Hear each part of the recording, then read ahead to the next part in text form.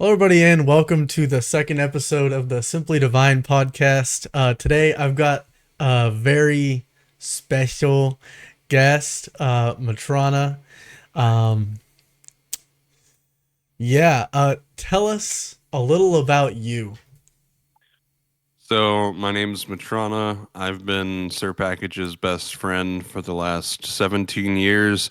I Allegedly. would allegedly, I would describe myself as a former extreme gamer turned dad gamer, but I just don't have the kid yet. Uh, it's pretty much all you need to know for this episode. I feel the same. I've been far too employed to make the amount of videos that I wanted to make, and then this episode would have, in a perfect world, come out like last week.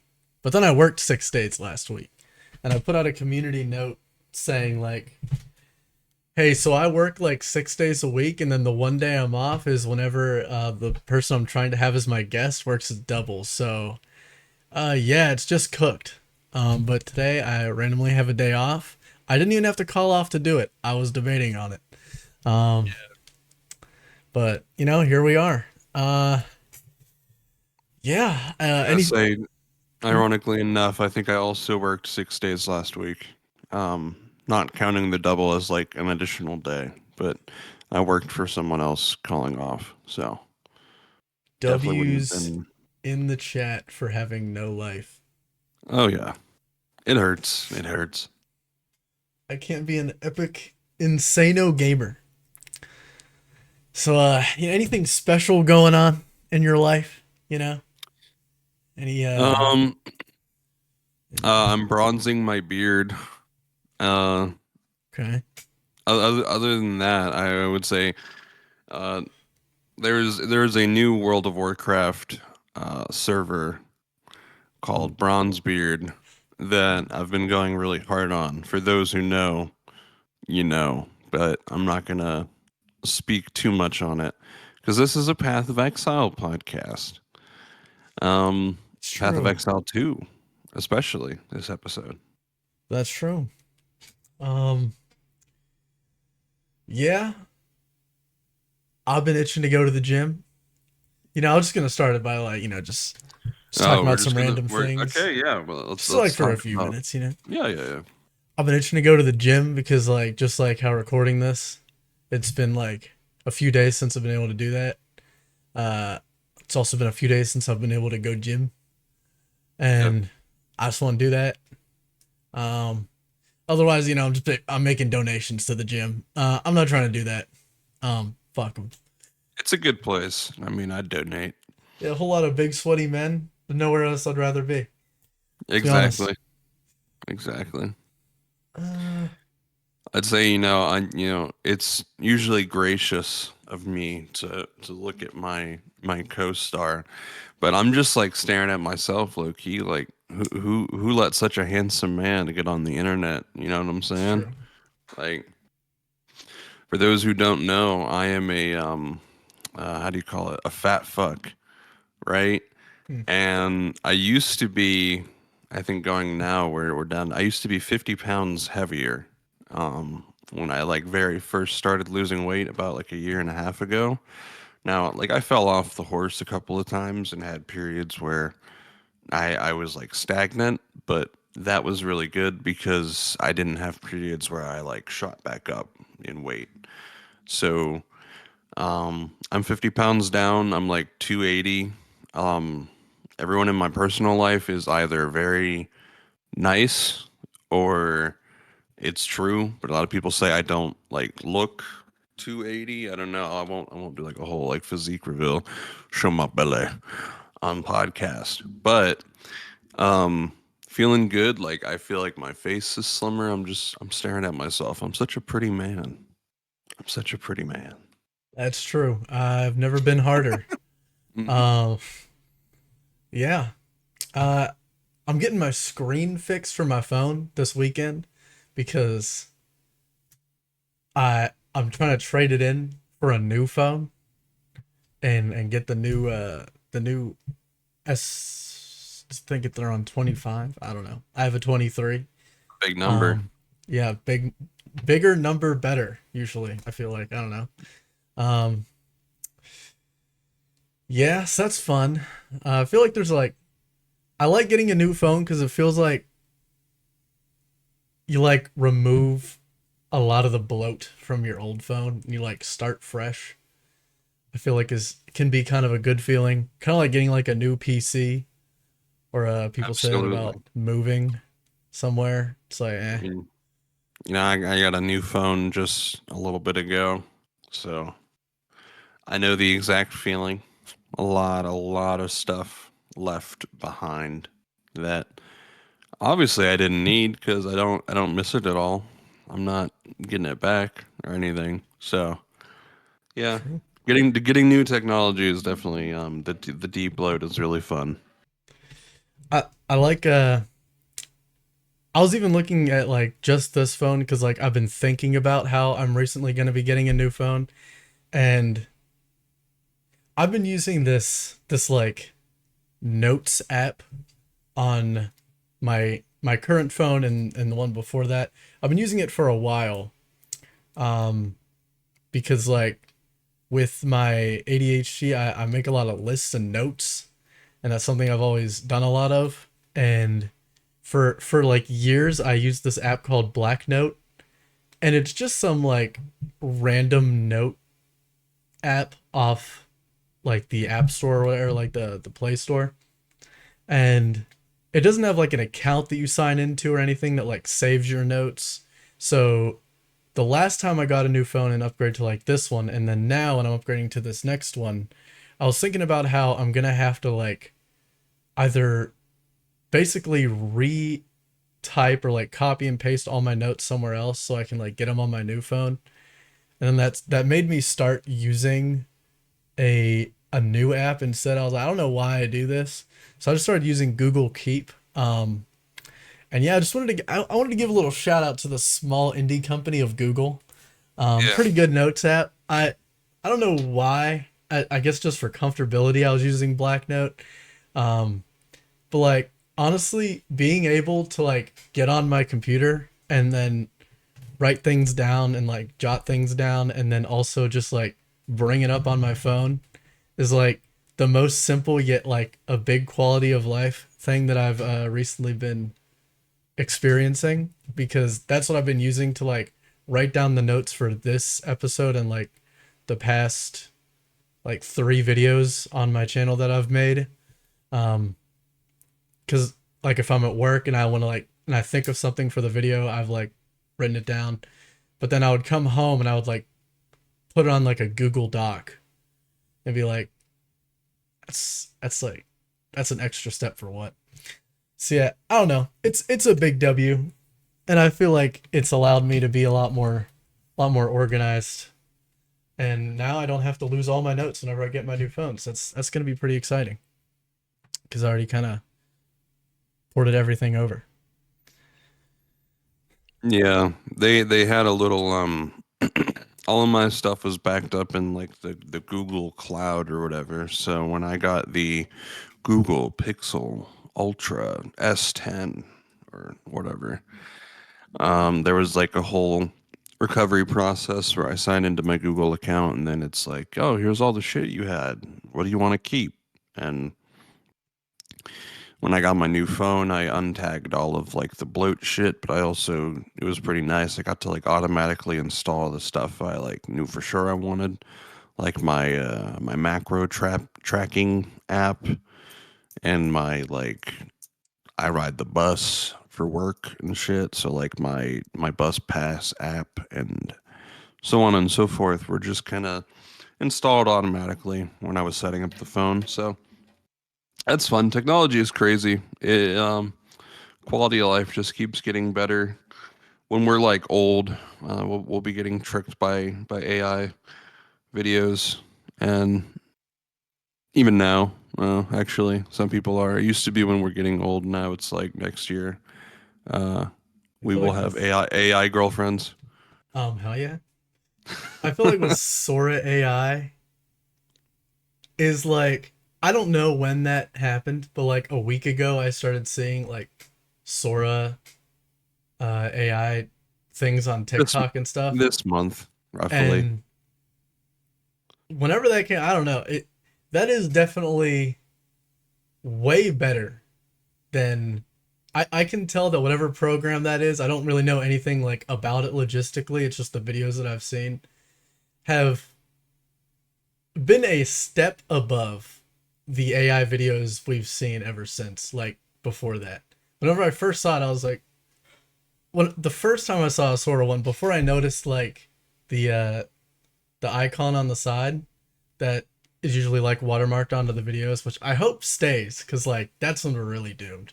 When things look real and then you don't know if they're real. Now at least there's like a watermark on every sort of video. Yeah. Um, but for just a moment, I was like, what did I just watch? Did that just happen? And then I quickly realized that like I think this is AI, and then I saw the watermark. So I was like, oh my god, wait, I'm closer than I thought.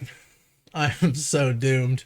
Yeah, there's like a funny little there's a game ever since AI got like introduced to the public, like the way that we understand AI now. There's been AI versus real. Like I call them like games, but basically like little videos on TikTok where they show like two videos, one on the top, one on the bottom, and they're doing like making soup. And Ooh. it's like which one is AI? Because it's both a real video of someone making soup and an AI video of someone making soup. And when those first came around, you had to be stupid to not know which video it was. And then I used to get like perfect scores. And then I watched one when Sora came out. There was like a Sora edition, and I think I got 2 out of 7 correctly. And I opened the comments, So and it was like an almost universal experience of people being like, "I don't like this game anymore. this This is this game I used to don't be like this." funny. Now Yeah, I now I have an existential crisis. yeah. So it's tricking like the vast majority of people, and I know. I think a lot of people will think to themselves, "Yeah, but those all of those people were stupid. I You're think stupid, bro." When it comes to AI, I think like it's getting very very good. I think it's still gonna be a while before we're like completely tricked and under the spell, but I do feel bad for probably like the older generation on Yeah. these apps that I mean they're probably just long gone cooked. I don't even want to know how many things my mom has maybe seen that has just completely tricked her. I don't even want to know the number. I haven't even asked her about AI or if she's ever seen an AI video. I'm worried she'd say no, and then I'd be like, there's no way you haven't. You're just cooked. Yeah. You're They're on Facebook every day, like, oh no, I've it's seen so over. many AI videos on Facebook, and I go on Facebook like once every 3 months. So if you're on it every day, And you haven't seen AI. Oh, you have. You're cooked. you might You're have. done. Yeah. Uh, yeah. Well, let's talk about some PoE2. Path of Exile 2, the third edict. Yeah, yeah. I mean, let's start where you know what were your general thoughts? Just give some bullet point Yeah. thoughts on the All right. expansion. General thoughts on 0.3. I do want to talk about each of these a little bit more throughout the podcast, but general thoughts on 0.3. Um, Very good. For context, it was actually my first league playing Path of Exile 2 at all. I was originally, I saw the Druid gameplay trailer way back when they announced the game, and I thought it was fucking badass. And then I was kind of in the camp of like, all right, I'm not gonna like pay into the early access. And then a couple of weeks go by, I'm like watching some of the early access videos. I'm getting like really hype into it. It looks so good. And then I eventually cracked, and I was like, all right, I'll buy early access when Druid comes out. And then 0.3 was supposed to be when Druid came out, Scammed. and it got delayed. But I was already like so I didn't have a good like game at the time that I felt like playing, and 0.3 was right around the corner, so I said, fuck it. I'll buy early access when 0.3 comes out. I played a mercenary and I also played a warrior this league. I spent a lot more time on the warrior. I kind of only played mercenary into like tier 5 maps of the end game before I stopped playing. I just didn't enjoy the playstyle uh, that I went for quite that much. I played, for those of you in the wider PoE2 space, I played Zizzarin's Ballista Totem build, where I just like fired a bunch of cluster grenades and then Hmm. I was using explosive shot to detonate them early, causing massive screen wide explosions and That was blurring the something. screen for everyone involved and causing irreparable eye damage that I will never get back. So 10 out of 10 build, but I've never been a fan of totem slash tower slash minion slash whatever you want to call it builds. Not really. Doesn't scratch the itch in my monkey brain. So I eventually stopped playing it pretty early on. Um, and then my warrior, I took all the way to I attempted tier 3 bosses and my character was not strong enough at the time to beat any of them. I saved up for tier 3 delirium, tier 3 ritual, and tier 3 uh, breach, and I lost all three. So Hey, it is is what what it it is. is. Winners win and losers lose, as the saying often goes. So I think my character would be strong enough now. I got a lot of gear upgrades since those attempts, but I'm also kind of I'm dropped out for the season. I've hit the point where um I'm satisfied with the time that I had. I logged 110 hours into this league according to Steam, and it was very fun. It was my first league. I played a it's so hard because I did like the Jonathan Rogers vision. I used so many abilities on my warrior, but people really like to speak in like PoE1 terms. Like I'm a Cyclone Slayer. I'm a Bone Shatter Juggernaut. People just say like what your main ability is, what your ascendancy was. So I was a Bone Shatter Juggernaut, but I used not Juggernaut Titan. I was a Bone Shatter Titan, and but I used so many abilities. Uh, it was really fun. It was really fun. I'd say overall the patch was excellent.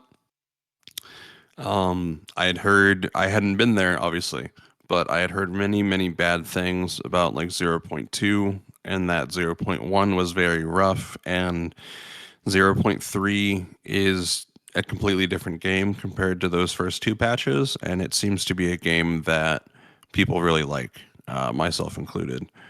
Um, Small tangent on 0.3.1 that came out shortly before I stopped playing, and I played with it like a little bit. I didn't get to see all of the intricacies, but I played probably like 30 maps in the new endgame system, and I fucking loved it. So I think 0.4 is going to be awesome. But yeah, it's my general thoughts on 0.3. Very good. I'd give it like a an 8 out of 10 or 9 out of 10. Yeah. Um, we're gonna go into all the different things that like the patch added. Um, but as far as what I built, I talked about it in the first episode. But take everything I say with a lightning arrow deadeye grain of salt, because I uh, am a loser. So yeah, yeah, that's all it is to it. I played lightning arrow deadeye. So when it came to like, for example, with the campaign, people were like, Act 4 felt like it took a long time. And like, oh, the bosses, man, they really added some really cool new bosses. But by the time we made it there, you had like fully switched over to like your meta grenade form of your build. and my Lightning Arrow Deadeye build was coming online, and so we just one shot like every boss in Act 4 pretty much. Yeah. So hey, little The rough, you bosses know. felt like bosses on my warrior, but yeah, they all just died without doing anything on the duo playthrough. Yeah. Um, Whenever I first played the game, how you were saying you didn't play in point one or point two, uh, we were playing a PoE1 league, and then we kind of like we were stopping and slowing down in the PoE1 league, and then PoE2 came out, and I was like, I'm kind of done with PoE1, but for whatever reason, I still had like a little ARPG itch, and I was like, okay, I'm gonna try out PoE2. So I tried PoE 2 in 0.1, and I basically made it through the first three acts of the campaign. Said, "Damn, this game is pretty good." Um, got to the part where you got into the Kroll difficulty of campaign, which was just Act 1 through 3, literally copy and pasted word for word, bar for bar, just with scaled up enemies. And I just thought, nah, I'm good. I'm good. Yeah. So I didn't even really, going into 0.3, I had no opinion on the end game. Um, and yeah, I didn't play it in PoE or in 0.2 because it was the same thing. They still hadn't removed cruel difficulty.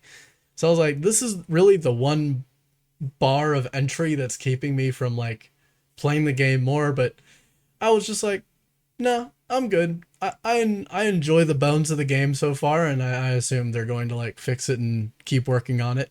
And I will come back whenever they do. And then PoE, oh my god, I keep. And then 0.3, I was gonna say PoE 3.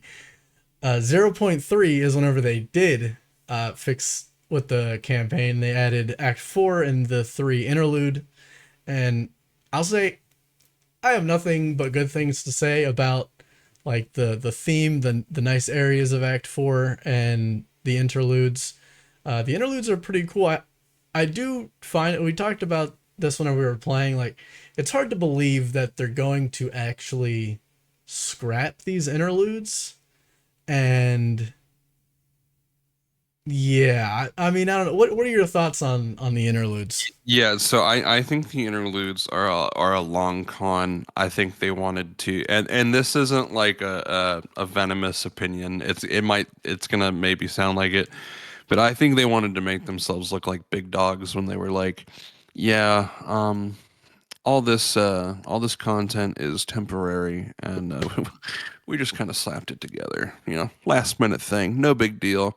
And Yeah, then it had you all get of the everything in voice there. acting and new lines and new lore and all of these bosses and I'm looking at you. I'm looking at you, GGG. I call bullshit. I don't know when they're going to throw this into the campaign, but my thoughts were Act 5 is supposedly supposed to be going to Oriath. If you're like following the lore and shit. And when you're going to Oriath, you need to gather your allies from the first three acts, hence the first three interludes. You go back to, I was going to say Eastvale. I don't remember the name of the first village, but you go through the first three acts and you collect all your homies that you made along the way so that you guys can sail to Oriath and, spoilers, get fucked. It goes bad. That's what the cinematic says. We don't really see it, but shit goes bad. So I think they called it an interlude, but I think what it really was is that they had parts of Act 5 already done and they just decided to ship it as temporary content. And then later on, when they have the entire act pieced together, I think those interludes are going to just be part of Act 5, which is why they were like so short and easy to blast through, is because they're more meant to be just zones in a traditional act. So I think you're going to gather up all your homies, and then like the second half of Act 5 will be actually being in Oriath, and then through the events of the story, something goes wrong and you guys leave Oriath to, I don't know, maybe return in X6. I don't know. I'm not on the dev team, but I call complete bullshit on that being temporary content because there was so much new voice acting, there was so much lore. Like, why would you record like hundreds of lines for your lore characters, your important characters to speak if you're just gonna like just Scrap it. scrap it, wipe it Yeah. away? It's bullshit. I don't think it's. I think it's temporary how it was implemented, but I think that's permanent content. I would agree. I mean, maybe not like exactly the way it is, but like I would imagine that, like you said, this is all either this is all like the first part of Act 5 in a way, where yeah, I just feel like there's no way that they scrap all these characters and their voice lines and then like, okay, now let's remake doing the same exact things in Act 5. Like it's just gonna be in Act 5 in some sort of capacity. Um, I was thinking because I didn't, and this is a good topic while we're talking about the campaign. I didn't have it in my notes, but while we were talking about it, I thought about it. There was this talk for a little bit about uh, because the campaign in PoE2 is a lot more like it's once it's all out, it's going to be a lot more long in length in terms of like hours to play it than PoE1. And people were suspecting that there's going to be some sort of people were saying campaign skip for like alternate characters or like second characters. And I just can't imagine that they're ever going to make a way for you to like skip the campaign. But the closest things that like I talked about this in a video, and a lot of other people have talked about how this could possibly be the best implementation of them doing some kind of like speedier campaign at least would be whenever you enter a zone, you instantly get like all the side boss rewards. So you don't have to hunt down every single side boss. And not only would it make you not have to hunt down every side boss and like look for them in the map, but it would also make it so that you basically enter an act and then you get like a few atlas points, you get like the resistance or whatever, and then you get to like is it act 3 where you like pick one of the venoms and it like does something, or you like get a tattoo? I can't remember what it is, but like So the tattoos are Act 4. In Act yeah. 3, you can choose. Well, Act 4 actually has multiple. Act 4 has the tattoos, and Act 4 also has the. Oh yeah, like the buff at the altars. No, no. Act 3 has the Titans, where you choose like more life flask recovery or more mana flask recovery, and then Act. Fuck. We're jump. No, because I think the Valley of the Titans was Act 4. Whatever. You get like I know for sure in Act 3, the Vol area, you fight like a witch lady who rides around on a broom, and she's very annoying, and but That's true. because she just flies around the arena for a while before she lands, and you're actually allowed to like hit her if you're melee especially. But when you kill her, you get 30 more spirit. When you kill, I think it's the Rust King in Act 1, you get your first 30 spirit. So like with skip mechanics, you wouldn't have to kill those two bosses. Like on Yeah. your second character, you would just enter Act 1 and you have 30 spirit. Yeah. And it would make it faster in general because whenever you're coming in with 30 spirit and like maybe 10% of whatever resist and like 4 or 6 more skill tree points, then that's also going to make you stronger right off the bat at the start of an act and then allow you to like kill mobs and blast faster. That in my opinion is like probably the best version of it. If they wanted to work extra hard for, and like I was thinking they could make what is it, interlude sized versions of each of the acts, so it'd be like really quick versions of the act, but that would be a lot of extra work for them that they don't really have to do if they just implement the first thing, which is also perfectly fine. there's a lot of horrible ideas that I see out there. Um, Definitely not something we ever want to see in the microtransaction shop. That would be basically the first implementation of pay to win that the game has ever had. Besides, I guess, Yeah. arguably, people say like premium stash tabs for like selling. Um, but I don't. I mean, it's very that's very few steps removed from like direct pay to win in my opinion. But I definitely don't want any pay to win in the cash shop. I don't want any jank like added where you enter a zone and instantly all like the fast travels are unlocked, because then you're just clicking buttons like opening the map and like teleporting around to different doors. I thought about that. That just sounds like an awful idea. Um, yeah, I don't know what your opinions are in general of the Oh, I have like the whole opinions. idea of the X Um, skipping. all right, so I'm kind of an old soul. At least I've been told that throughout my life, and I think that also applies to my video game opinions. I have very old head video game opinions.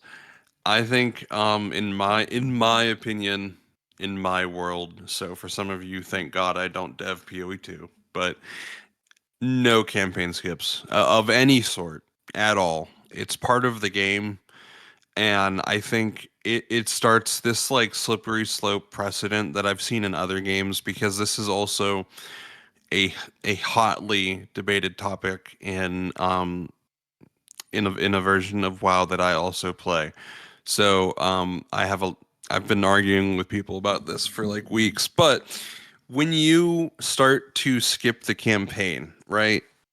Whatever way you do it faster, you do it through the interlude, you do it through like I'll say, to give like a cherry of credit, I think the best implementation is just like you enter Act One, you get all the shit that you would have to do on the side. Like that idea is fine, because you're still playing through Yeah. the actual act at least. Um, but just the idea of just to like skip it, there's people who are like, I wish I could just play like a pseudo end game from level one to level whatever, where like real end game starts, or like boss gauntlet, or like entirely interlude, or like waypoint system. It doesn't matter what you do. I think it's a part of human psychology that you would just start to get tired of it. People do not do well with repetitive action, and the people who do are the people who, sink like 20,000 hours into the game. But I think for like the standard Andy, the standard dad gamer, the standard whatever, the PoE space has a lot of very passionate and very long term players. But if you make say you make an entirely interlude way to level up through the game, you would do that for a couple of patches, zero point 0.4 to zero point 0.7, let's say, and then you'd be like, I'm sick of the interludes. Give me something else.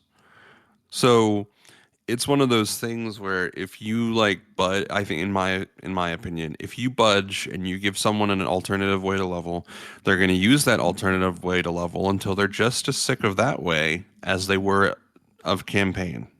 And then you have to give them another way. And then they use that way until they've exhausted it and they're tired of that as well. So I think ultimately at the end of the day, my opinion, we have to accept that if you can't make it through the campaign, maybe you just don't like the game. It's one of those things where you can for sure like aspects of the game. Like I will say in PoE 1, I prefer the end game to the campaign. Are you kidding me? Like I think everyone has that opinion. But Oh at yeah. the same time, the PoE 1 end game has existed for like 14 years, 15 years, however old PoE 1 is.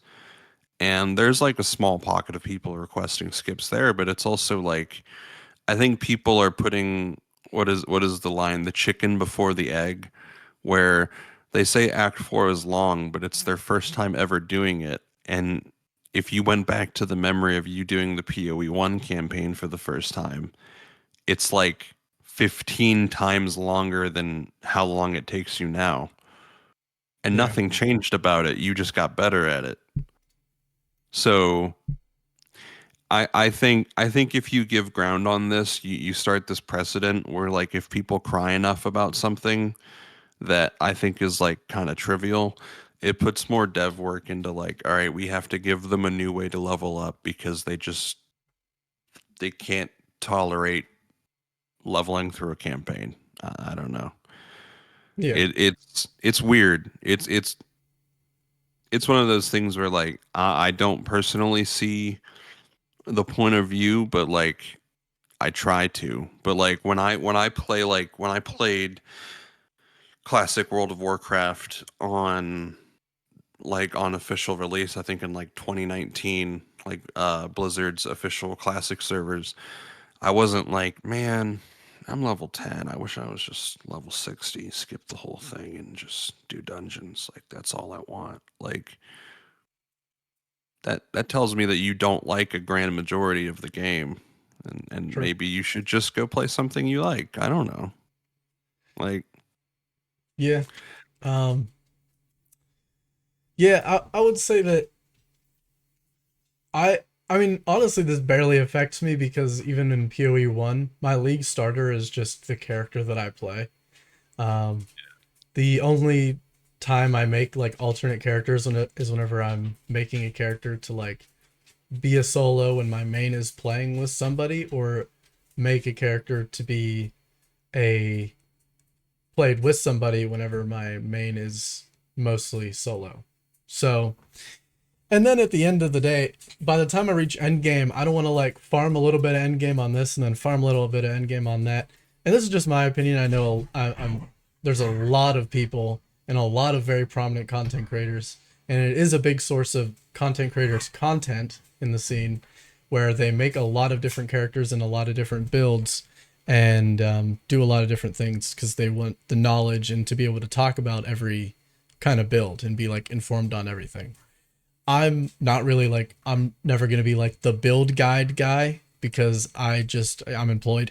Um and my league starter, just like in PoE 1 with Righteous Fire, is always just gonna be the character who is my main till the end of the league. Um I had a sorcerer. I was going Stormweaver Arc, yeah, Arc Stormweaver, and that was my solo character that I had on the side whenever my main was the LA Deadeye that was kind of playing with you and our other friend who stopped like one step in the door. And yeah, I just ended up playing only my LA Deadeye because I didn't want to like split the progression between the two. I felt like, I would do this, and then like a day later we would play like you and me, and I would do it again. Um, it's and just then where do you find the time yeah, when you're employed? Like as someone who definitely doesn't do this for my career, I just feel like I don't have time for like 10 different builds a season. But besides the point, besides that, I will say one of the things that stops me from making second characters is that I would have to go through the long campaign again. And I'm just like, well, I could do that, or I could use like the 10 hours I'd be doing that to just farm maps endlessly and like make a lot of currency and like build my character. And then if I really wanted to do this other build, I'll just do that next in a different league or something. Um, so yeah, I will say it doesn't affect me a lot.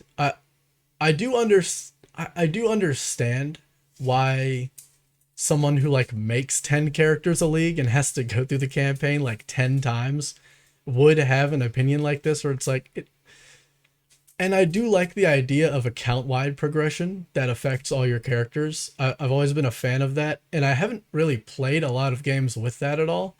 Um, One that I played for a very little bit, I didn't like a lot of things about the game, and it is a very classically bad take all your money game.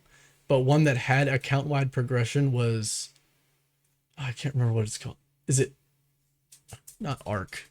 thought you were Um, gonna say Raid Shadow Legends no, not Raid. because there's the Hall of Legends where you spend arena medals to just give like all spirit characters more attack. or like shit like that. I'm gonna look it up on Steam real quick. I could have swore it was like a top-down Dragonair, smaller MMO pods. that got really popular. Um, I think it was published by Amazon Games in America. A lot of people made a lot of videos on it. It was very, very, very pay to win. Um, yeah, I just can't remember what it is. But besides the point, it had like you have like your character XP and your character's like gear and stats and everything like that. Everything you would expect on a character in an MMO. But as you leveled up, very slowly in the background, there was like an XP bar that basically affected your entire account. And if you made an alt character, you would basically start with benefits that you didn't start with on your main character. I think that that system is really cool, and I'm not saying they even you could make like they could implement something like that one day for PoE and have it have nothing to do with the campaign, and I still think it'd be a cool feature. But I understand where people are coming from with like doing this 10 times maybe should mean something on your 11th time, but like I don't know. I don't know. I'm not really that, you know, passionate about the In topic. ways I get it, but in another way I feel like it's a symptom to a disease. And I guess I should say there's also the problem of like in PoE 1 you have 7 League Step and Tabula Rasa and Gold Rim and Loctonial Gauntlets and fucking like a whole laundry list of uniques that are like super good that you can equip at level 1 Yeah. and just absolutely blast with. It makes like your early progression insanely fast.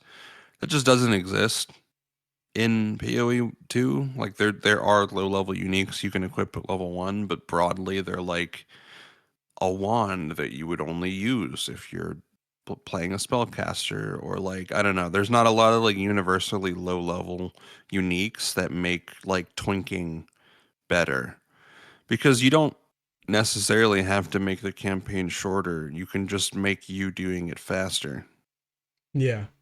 at the same time. Movement speed, kill speed, you know. Also the something with trading with this league is that you don't meet and we'll talk about that, but you don't meet Ange until Act 4. So if you wanted to like use the limited amount of exalts that you're finding on your character like in the campaign instead of like slamming them, you played trade league to trade. Imagine that. Um and you can't if you could just do that from like act 1, if you just met Ange in act 1 and then started using like the little bit of currency that you find to get upgrades that are like 10 times better than any like one mod slam you would do on a piece of gear, that could definitely be a form of it. Of course that wouldn't help SSF players, but like usually if you're doing SSF you're doing it for the challenge anyway, and the campaign is an important part of that progression, more so in that than in trade league. So yeah, I mean, yeah, I would agree. I feel like they need to add more uniques that actually affect the ability to level through the campaign faster, and then that would kind of like I don't know, that would help for sure if you could find I like mean, 35% move speed boots from like level 1. And 7 League sprint Step, also helped. you already have it. Put it in the game. There you go. There it is. I'm gonna talk about the league mechanic Abyss. um it was my favorite mechanic from PoE 1, and they combined it with basically the unveiled mechanic, and they added a few things. They added a few mechanics to the mechanic. They added a few like additions that PoE 1 didn't have, where like if you kill magic or rares or even like unique bosses near the abyss, more mobs will come out with those modifiers, and also like basically give you like double loot for these modifiers. And They added like the bones. They added omens for desecrating armor, which made crafting better. Which we'll talk about crafting. Um, they added like the area that you go to where you take the Kulamak's finger and you jump down into the abyss and then you fight three different bosses that get one shot instantaneously. But of course, that's kind of like a fault of their balance. It's not a fault of the mechanic itself. And you basically like make these rings that a few people were saying, and I agree. I saw a lot of comments of people talking about, I wish I could unveil the rings one by one and get like Yep. three options because that would make them a lot more deterministic. And my experience, I've I've gotten really shit rings every time I've done it, You do, and it but made me just start keeping my fingers in my inventory. Like I was like, I know that it'll only take 2 minutes, but like I could do a map in 2 minutes and I might get a dink, and then I could spend those 2 minutes doing like the finger and jumping into the abyss, but like I'm probably gonna get doo doo from a butt. So it is what it is. Um, what about Darkness Enthroned, my guy? The that's belts. true. That's true. Remember? I found a lot of poop butt belts, but I did find a good belt, which was I think the best belt I found was things from your helmet, and I got like 100%. Um, and there's like a few good things that you can put in your helmet. So that ended up selling for like I think 10 div or whatever. I don't remember the exact price, but that was probably the best thing I got from it. Um, but a concern before I hand it over to you that I have is that so the Omen of Light and some of the other things that like the Abyss gives, like Ancient Bones, like the highest tier of desecrating, is very, very, very rare. The I've never amount seen that an I've ancient bone. played, I thought you got one. I got I one. did get one. I got one and I sold it. Yeah. Yeah, you got one and I got one, and you had like over 100 hours. You said right, and then I Mhm. had also 100 to 150 hours, somewhere between there. I think I actually maybe had a bit more, but um, I also only found one, and I found like two Omen of Lights the whole league, and those are also like dinks. Those sold for like 7 div. I am worried about when we see instead of seeing Abyss every single map, we're gonna see it like let's say on average like one every. And maybe this is unfair because they're probably gonna add a way for us to like they're probably gonna add tablets. I would assume we're getting an Abyss tablet. So I guess maybe you can still add abysses to every single map if you just always use an abyss tablet.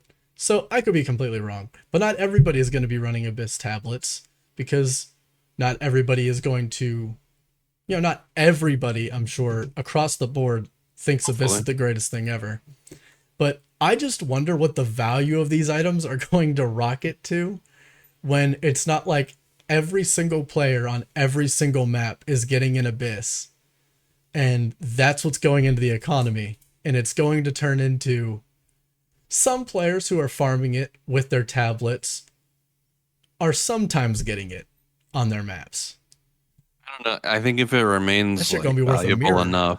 Yeah, I was gonna say, I think if it remains like a viable enough thing to craft with, that it probably won't reach mirror tier, but it'll be like, oh, you drop this and you get like 100 divines or like some shit. Like, Yeah,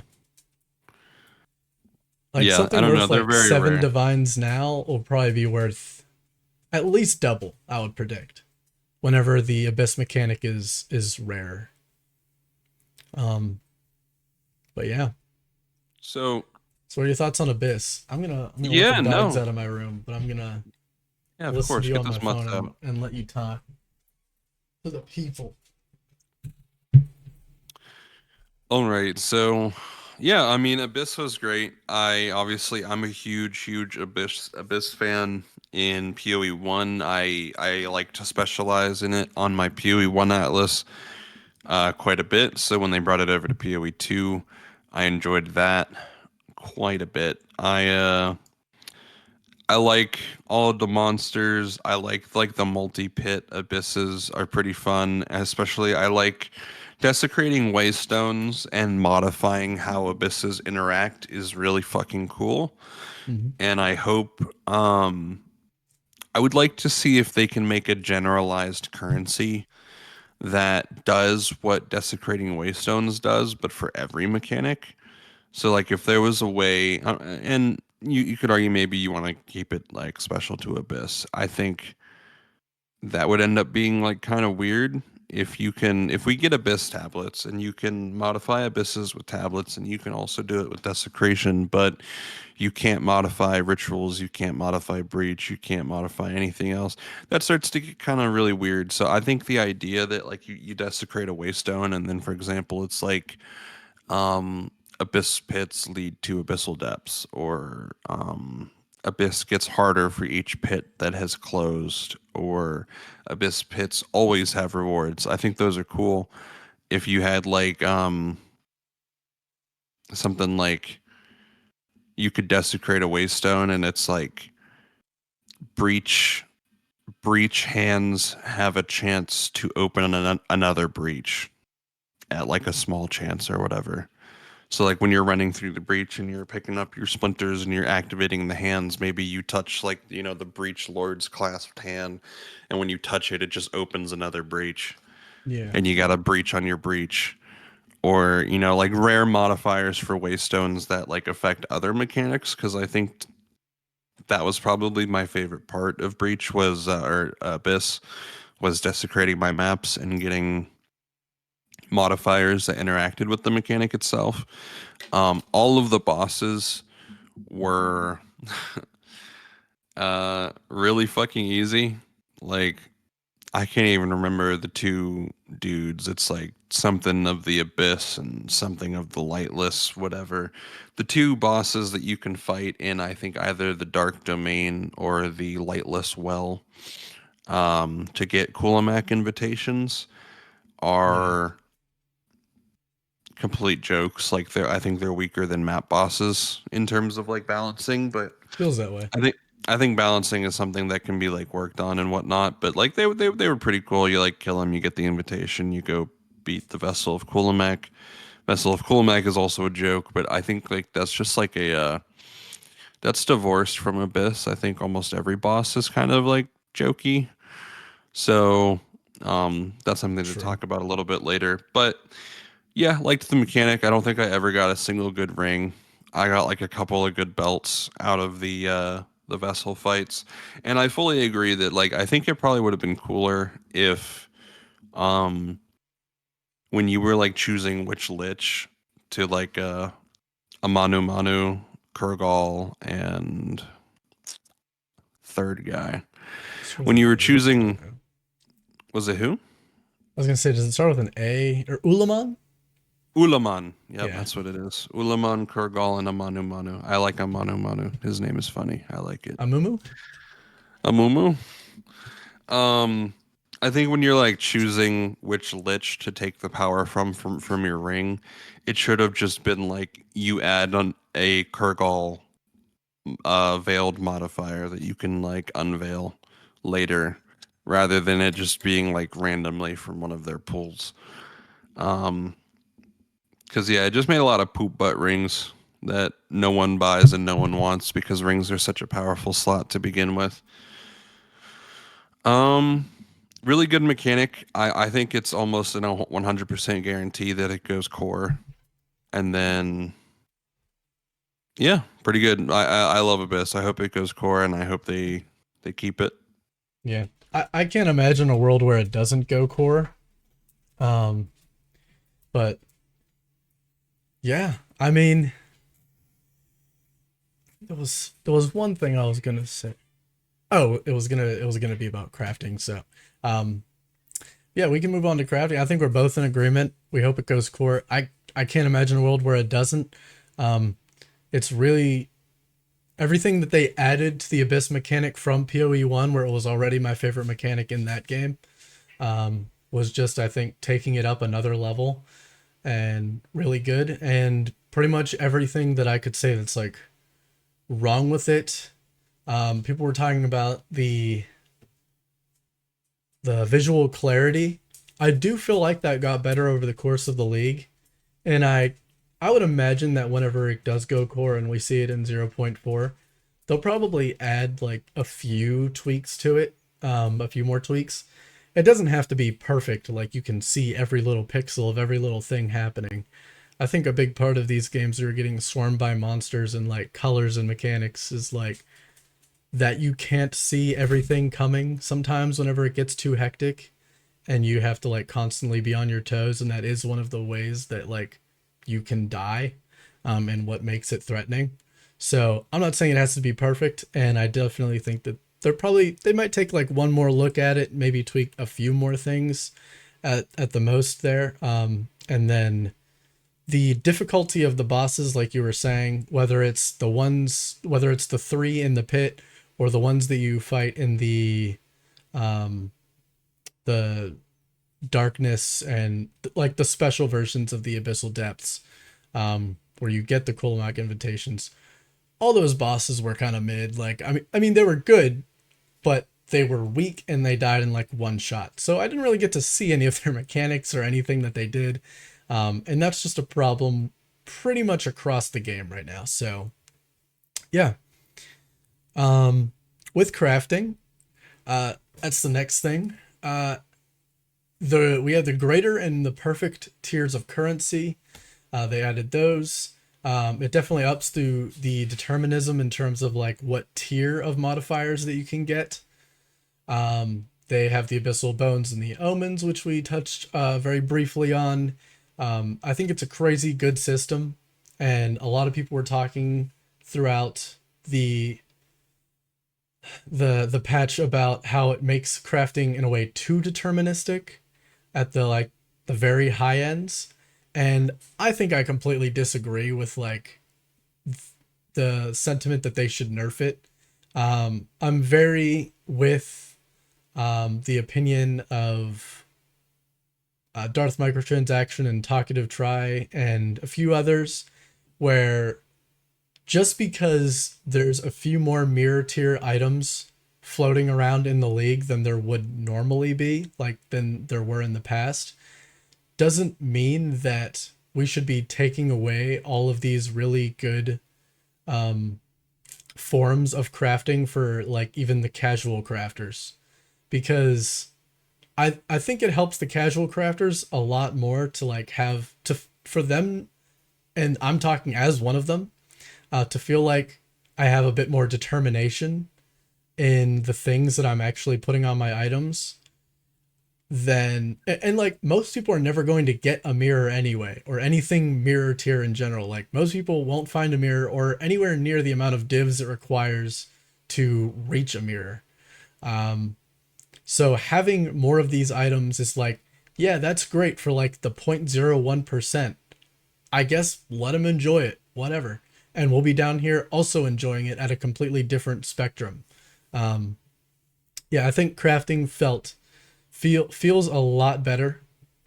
Um, and that's obviously a really low bar, but I think crafting feels good in general, like really good. I guess better is, you know, that's in comparison. And by comparison, there was just slam and pray. And it was basically crafting was gambling before this patch. So I think crafting is in a really good spot, and with the more league mechanics that are added in the future and whatnot, it's only going to get better after that. Better on top of that with different other ways to craft and interact with the system. Um, yeah, I think it's very healthy for the game. And the last thing that I wanted to mention was people were talking about orbs of scouring, how they want them from PoE1. I think a lot of people backed off of that opinion. Um, Now that there's like more determinism with orb of annulments and things like that, and especially now that you can basically re-roll a magic item's modifiers, and like it's still a heavy gamble and a heavy slam, but with alchemy orbs now. Um, and I'm a big fan of the fact that even at just base level, like white items are like they actually have value. I think it's really cool whenever you get a white item and it's like okay, I could try and craft on this, or I could sell it and just it the way it is completely blank has value because it's not like in PoE1 where you get one good base and you just scour it to the moon until like you get what you wanted. And I'm not saying PoE1 that like that's a problem. I just think it's different in PoE2 and it's good in both games. I don't think this is one of those things that PoE2 needs to copy from PoE1 in order to get right because I think they got it right with this patch. So yeah, yeah, take the floor. How do you feel about crafting? What are your experiences crafting in the league? In terms of crafting, it's pretty much a universal agreement from pretty much everything you said. So I'm not going to have too many interesting takes here. But to expand on it, it's the sort of thing of people arguing it's too easy for mirror tier crafters to craft mirror tier items. But like that goes into one of those things where like, are you going to design the game for 90% of the player base? Or are you going to design the game for the 0.1% of people that are making mirror tier items? Like the vast majority, like Yeah, the reality is there are what like if we go into, I'm going to pull up Steam charts just really quickly. Steam charts for Path of Exile 2. There was like 47,000 people playing in the last 24 hours. And then I think when you go to like legal, yeah, when you go to league launch, there's 300,000 people playing in league launch. Are we going to design the game around 300,000 people, or are we going to design the game around the 50 people that know how to craft mirror tier items? yeah, Like it's silly. It's like, oh, Fub Gun was making too many good bows, so now no one gets to craft. Would be like the result of yeah. if we nerf top end crafting or whatever. The reality, like you said, is that almost no one is going to be at that top end, and I think it's very enjoyable for me as a casual scrub lord dad gamer who knows nothing and sucks at everything. I can still pick up a white item off of the ground and make an item that's worth a couple of divines. And to do that same thing in PoE1, I need like 800 times the knowledge. It's like I get like a really good warlord's cuirass for I can speak from like the warrior. Warrior paints my view of the league for like this league. It's the only Yeah. experience I have. But I pick up a good Warlord's Cuirass and it rolled like really high on its implicit for like percent of armor applies to elemental damage. So I get like a 25% armor applies to elemental Warlord's Cuirass. And I'm like, okay, that's pretty good. And then I slam a perfect transmute on it and I get tier one hybrid life and hybrid life armor. And I'm like, oh. And then I Yeah. slam a perfect augment and I get tier one armor. And it's already, if I just took that and I just like put it on the market, there are people buying that for like a divine just to like have it as a guaranteed base of like those two tier ones or whatever. Hmm. And then so there's like a level of gambling off of it obviously, but I think like the perfect system of just like removing the other, like you go to PoE1. I don't think PoE1 needs like perfect currencies, but like if you were to go into PoE1 and I take the same Warlord Cuirass off the ground and I slam a transmute on it, there are no perfect transmutes. I slam a transmute on it and it gives me like 2 to 3 thorns damage. We are so back. It's Bless up. over. It's over. The It's 10 done. thorns damage. And then you scour it and what PoE1 crafting ends up being is you take like your one good base. You say I got my Warlord's Cuirass, and then you throw 200 transmutes at it, 800 augments, fucking 1,000 alterations. You throw your one regal, and then you chaos spam to fucking infinity, and you end up spending like thousands and thousands and thousands of currency on making one item. And some of these currencies are like very exotic, very rare, very, very expensive. Hmm. And what it ends up meaning is that it feels like you need to have a PhD to craft in Path of Exile 1 in 2025. For a lot of people who have been playing the game for the entire time it's existed, they're like, oh, it's quite simple actually. But it's because they got to learn the system step As they were by step introduced. by Yeah. step as it was introduced. And for someone who came after, you're looking at it and you're like, what the fuck? Because like right now, anyone who played 0.3, pretty much like everyone knows what desecrating is. If you line this up to a year from now and there's desecration, there's fucking whatever other shit they make up, but like there's desecration, there's factoring, there's bestiary orbs, there's um what are other shit, like there's like eldritch implicits and eldritch Delve implicit fossils. in tables and delve fossils, and you're like looking at all of this shit and you're like, what? What the hell? But if you go from you only have desecration to now you have desecration and delve fossils to now you have, and it just keeps building, but you spent months with each new mechanic being the only new mechanic. Yeah. It's You're it just adding a it's little really, bit of knowledge onto your pile yeah, rather than like it's you have to really learn the whole easy. pile at once. Yeah, it's really easy to lose sight that like the people who come after are like, what the fuck is this?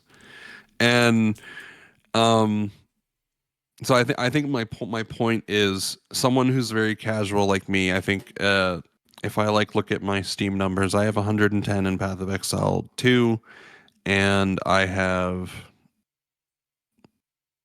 570 in Path of Exile 1. So I'm a sub 1,000 hour Path of Exile enjoyer, which basically means I am literally 2 seconds old It's in true. terms of You people's. just booted up the game. You're young again. I just booted up the game. I'm in the tutorial right now.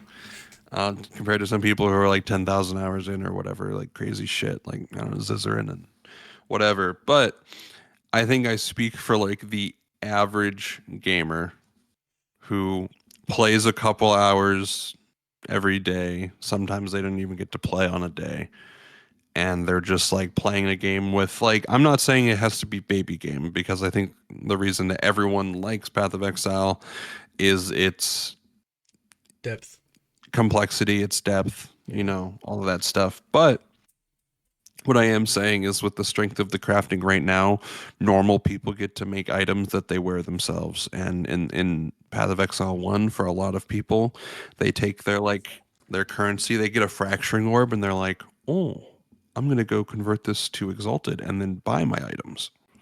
And it's just, if you don't play SSF, 99% of your experience is everything that you're wearing you bought because someone else made it.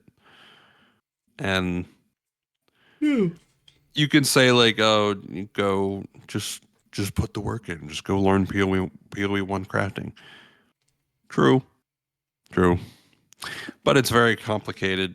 Like there's people who've made guide videos on it, and the guide video is 2 hours long. That tells you something, right? Like, Yeah. so I think the way it is now, it just lets normal people craft, and that's really good for the game, because I think it feels it's an entirely different feeling to find a base on the ground that you like and craft it to be an item that you're wearing, rather than just like you go to the store and you just buy a new shirt, you know? Yeah. Like, do Yeah, you knit all your clothes in real life? If not, what are you doing? You're exactly. doing it wrong.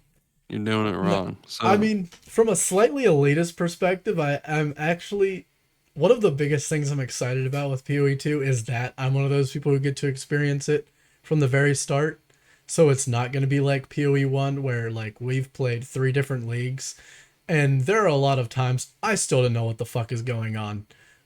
Because like you said, if you've only played 3 leagues, if you only have like 500 hours, you're basically 1 foot in the door, little pup. You know nothing. You are lost.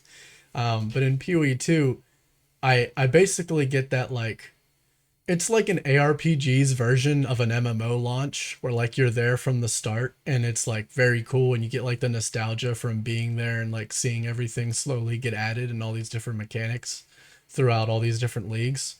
Um, and I'm just excited where like 10 years from now when somebody goes to play PoE2 and they're like lost. Now I get to be like the guy who's like, haha, why don't you know everything, idiot? Uh, not exact. I mean, I'm not gonna be that kind of person, but it is going to feel good not being lost every time something new is added. Um, and I definitely feel that way in PoE1. And I don't think that's a bad thing. And like you were saying about like the process of crafting something in PoE one is like you could get horrible tiers of things because there's no like perfect and like the upgraded versions of the currencies. Um, I that's kind of why I like what they did with PoE2. They found a very creative way around scouring because I think that's why PoE2 or why PoE1 needs scouring. It is so easy to brick an item instantly. You need to restart over and over and over again. And PoE1's version of that was like, okay, have a lot more RNG in the individual currency rolls, but also have a currency that basically lets you start from scratch and then try again. Whereas PoE2 is like, okay, a lot more determinism right off the bat, but you have to farm the bases and you have to like find things that you can actually work with and whittle with when you have omens. So, I mean, it's just two different ways to get to the same point, and that's why I have a lot of faith in the devs with both of these two games, to like keep being similar but different in a lot of ways. And um, yeah, I'm very excited to see. And this is like just a jump, but a big talk about what they were going to do with like Endgame. How similar to PoE1 is it going to get? And I do have that written down to talk about when we go over Endgame. But yeah, until we get there, uh, I believe that they will find something that isn't exactly like PoE1, but also works and gets you to like the same satisfaction levels. Um, but yeah. Um, Also, bones will be rarer anyway after this league, just by normal. So like, there will be less of that currency in the game. Um, so kind of super indirectly, crafting will be slightly nerfed in terms of like bones and abyss crafting. And there will be like, of course, a new mechanic will come with a different type of crafting, and then you know, things will get, I mean, different there. But I just don't think that they have to do anything with like nerfing crafting. I just don't agree with that. I think that crafting is perfectly fine, and it's going to all work out. Um, a horror story I have that I wanted to share that I thought of was, and I told you about this whenever I was making it, but I posted a staff on the Reddit, to be like, hey, help me build this. And then like somebody went through a few steps of like what I can do. And I basically made a staff that was like, okay, what more could you possibly want? And then I put it up for a shitload of div. And it was also like the only staff like it on the market. It went all the way to one div, and I don't know if it's sold yet. Um, and the reason that I learned, because I went to the Reddit and I was like, I basically made a post. I was like, okay, I got like help from a good crafter. I got like, I went through all the steps. I spent like a few div on actually making this the way it is right now.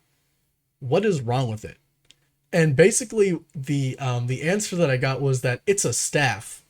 It's a staff. Yep, staffs are worthless. What are bro? Yeah, I've staffs never don't been work. so sad. Every time I saw one of those comments, I was like, "Oh my god, that's the problem."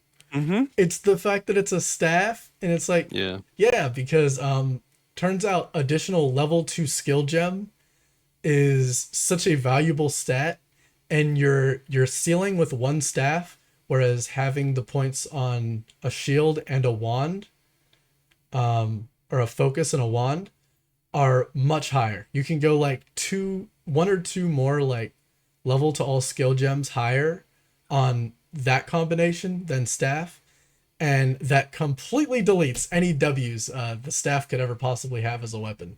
So this is my request. This is my cry for help. to GGG to just up the level of which like skill gems can be like skill gem max level can be added to staff so that they can actually be good. Um, that was very sad. Yeah, I Also, mean, winners win and yeah, losers lose. So yeah, there, hey, there it is. uh, it's rough. But on the topic of trading, we got asynchronous trading this league. I already talked about how I wish that you could get Ange like straight up from Act One at least, because there's a lot of times where I found something in Act One and I was like, wow, this would be a really good early game twink item for not me. I want to go sell it on the I want to go sell it, and there's no way to sell it. Like you can't sell it with Ange until you find her in Act Four. So basically, when everybody is going through the first three levels of the campaign, Trade League doesn't exist. Uh-oh. And it yeah, I mean, there were many times where I found like I don't know, I was playing like my my sorcerer, I was playing my my ranger and I found something good for a warrior that was like, wow, this is really fucking good for a level 5 shield or whatever. I'm sure somebody might want this to twink out themselves at like level 5. I would put this up for one exalt. Um, because one exalt would also be very valuable to me early in the campaign. And I just couldn't do it because you can't trade till Act 4. It was very unfortunate. Very sad. But yeah, they announced that the asynchronous trading was going to come out less than 24 hours before the patch hit. They were like, "Oh yeah, by the way, we finally fit it in." Like it wasn't even in the big reveal video stream that they did. It was like in a 30-second video that they posted to Twitter, like the day that the patch was going to come out. Like, hey, we were able to get this in last second. We didn't think we were going to, but we did. Asynchronous trading, boom, have fun. Talk to Ange. Um, and for that happening, surprisingly, there were very, very little issues. Like I haven't experienced one single bug or like glitch or anything like that, at least not that I remember. Um, there's a few things that are like, like I wish you could like filters would stay on after clicking like buy item. I wish you could link items in the trade menu and basically use it as a price checker instead of like needing a uh, like a third Third party party tool. program. Um, and then yeah, I wish we could meet Ange in Act One so people in the early stages of the campaign could trade. But I that's remember you literally it. trying to buy white heavy belts. True. Banned players still get to keep their items in the shop. That was Hmm. a big problem. But I you heard can't buy them. yeah, but you can't buy them It just because it just says, says yeah, they're account is banned. banned. That's true. That's true. I forgot to put that down, but that is definitely a big gripe that um I didn't experience anybody talk about, but it was like less it was within the week that that happened whenever I was like trying to buy those belts. I I heard Darth Microtransaction talk about it on a podcast where he was like, "Yeah, so like every heavy belt seller in the game is banned. I guess is what it is." And their items just stay on Ange and stay in the shop. Um, yeah, I had that issue like two other times throughout the time, and it wasn't like to buy heavy belts. It was like to buy other random things. Like two other times where it was just like, yeah, they're banned. You can't buy that. It's like, well, why is it here baiting me? It's the upgrade that Exactly. I It's want. such a pretty little item. Yeah. Such a cheap little cost. How do you feel about asynchronous trading? I assume all W's. Yeah, I mean all W's around the board. Very good. I like that I don't have to talk to other players anymore, Yeah, and those I are think losers. yeah, a lot of the other losers I'm too busy Mhm. blasting. And yet another W, I like that people don't talk to me anymore. That's so I, I true. think I think if PoE1 comes out, like the next league comes out without asynchronous, I genuinely might skip it.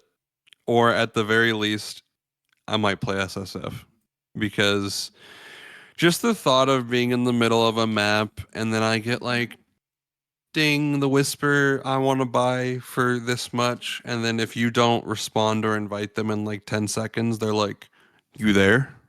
AFK? What's going on? And it's Yeah, and then like, they message someone else, and then you don't get their money. it's just like, bro, just leave me alone. Talk to my guy. Have your guy talk to my guy and Yeah, just leave me alone. So asynchronous is a massive W for that because like I feel like I can just spend more time playing the game and then Ange like sells the shit I put up for sale and then I come back and I pick it up.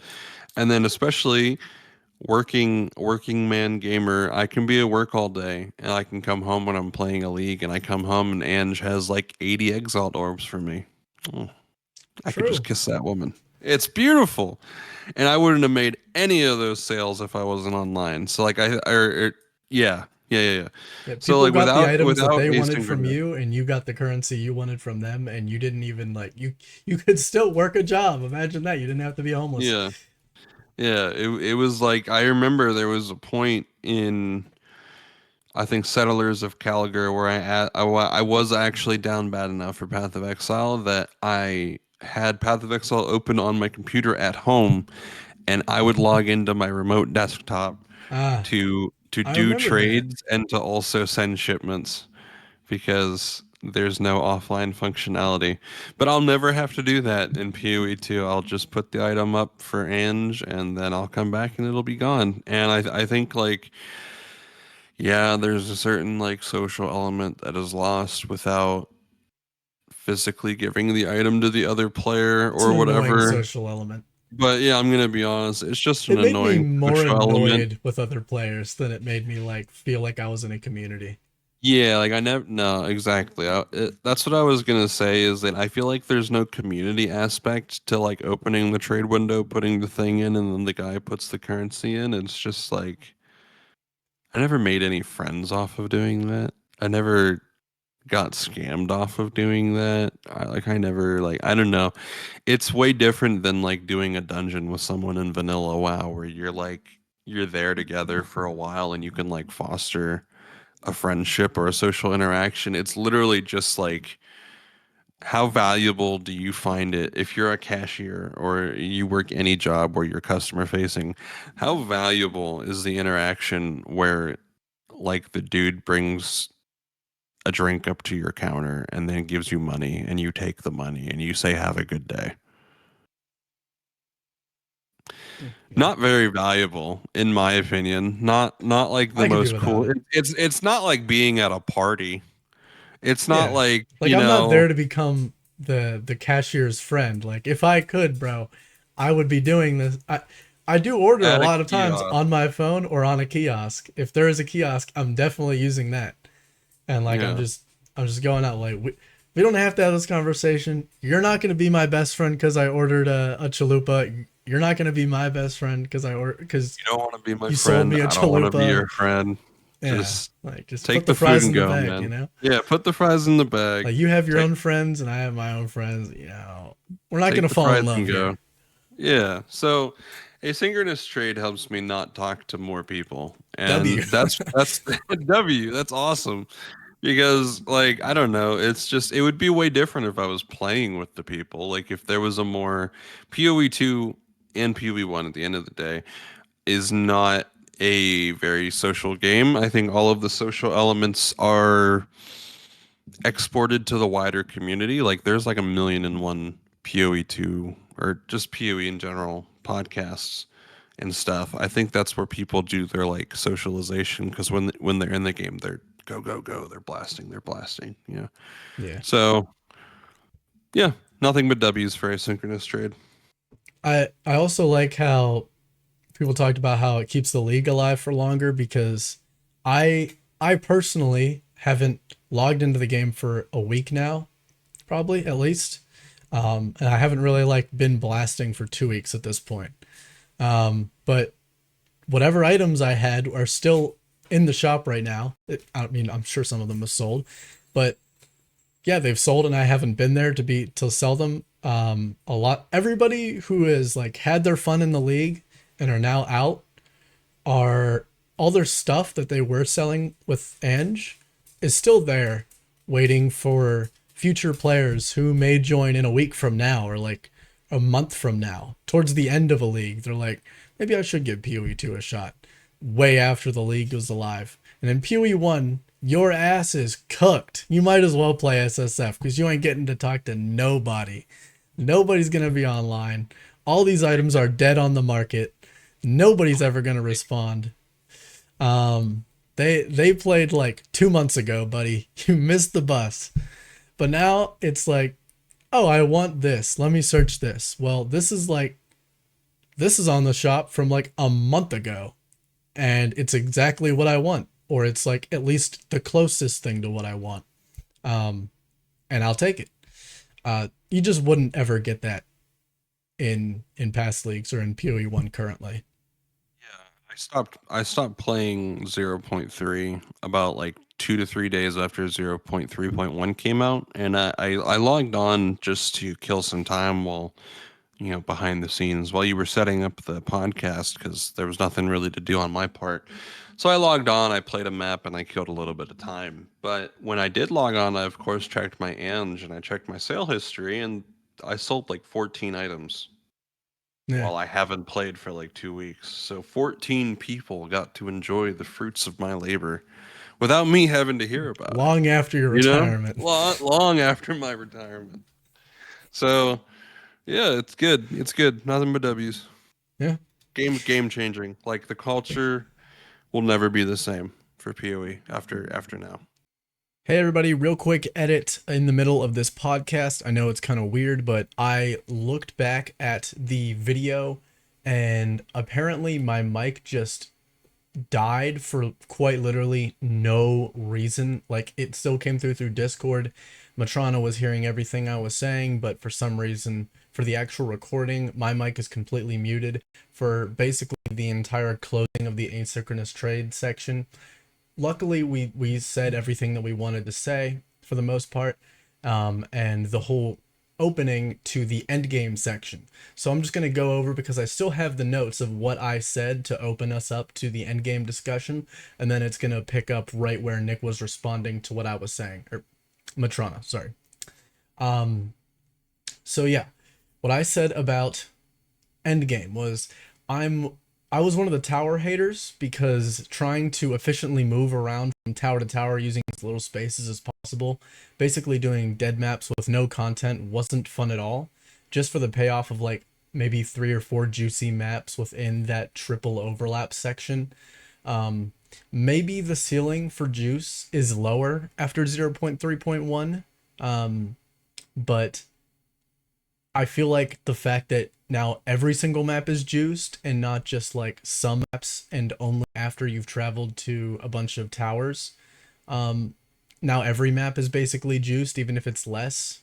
The amount that of maps that you actually get to juice kind of makes up for it, in my opinion. I think it's a net W and it's a lot healthier for the end game. Yeah, not getting Atlas passive points while playing with on a friend's maps was pretty sad. We do talk about that more in the discussion.